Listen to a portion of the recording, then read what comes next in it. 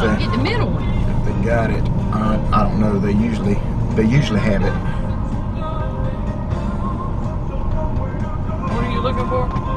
Record rack. I've normally been pulling it out a couple of weeks, but okay, wait, ladies.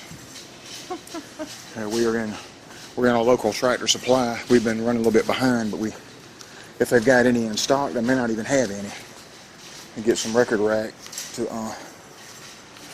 pour out. Normally where it's at, I don't see it. It looks like this. They're out of it. Back here. Oh. That's the mineral and all that. There's no 50-pound bags of record rack. Normally it was always over here where the record rack feed was at. Yeah, this is mineral. That's just minerals. Yeah. I was just looking. Yep. And that's a small bag. I need 50-pound bags. So I don't know what it is at your local Tractor Supply, folks, but my record rack was down to $12 a bag. It was $17.50 for a while, but it's down to $12 a bag. They only had 3, and I bought all 3 of them. So, yeah, we're a little bit late with it, but the bucks is just now starting to grow their antlers out. But we'll get it poured out to them this week.